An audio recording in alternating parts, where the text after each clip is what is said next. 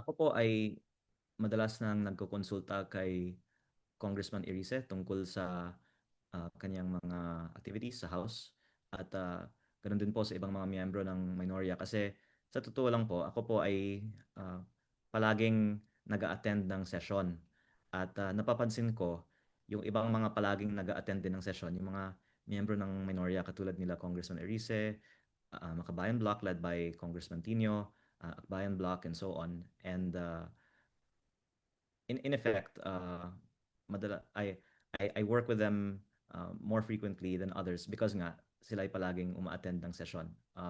In direct response to your question, malayo pa naman po ang resumption of session ng January 26. So marami pa akong pag-aaralan ng mga next steps until then.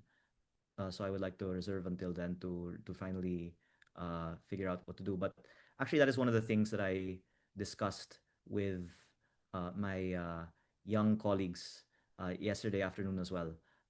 Ano ba yung tingin nila sa uh, overall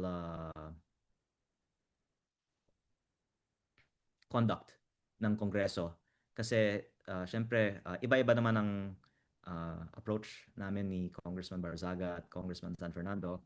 Pero what's in common po is lahat po ay very active sa diskurso.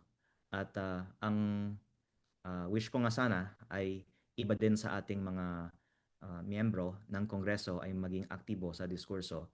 Alam niyo po, kahit naman nasa majority ang isang miyembro ng Kongreso, sa Senado naman yung mga members ng majority, very active din at nag-scrutinize din ng mga proposed legislation.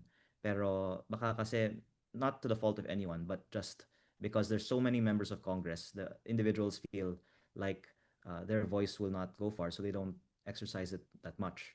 But I hope that in 2026, more members of Congress, whether in the majority or the minority, will exercise their voice because this is why we were elected, not to uh, identify the beneficiaries of ayuda or to use our MOOE, but to craft legislation and to have active debate here in Congress. And whether that's in the majority or the minority, ang pakay ko po ay magiging mas aktibo ang debate sa Kongreso ngayong 2026. Na actually ang sinasabi ko ay ang pakay ko ay maging mas aktibo ang mga debate sa Kongreso ngayong 2026 sa mga miyembro both ng minorya at ng mayorya.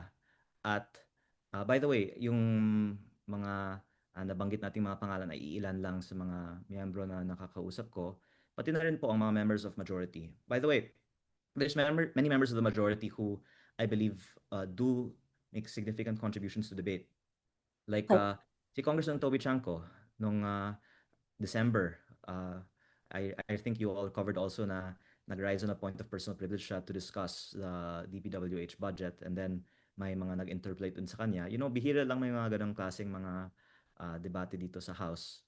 At ang uh, ang point ko lang sana ay sana mas marami pa at mas madalas pa magkaroon ng mga members na bring up ng mga debates dito sa House ngayong 2026. But kung saan po ako mas uh,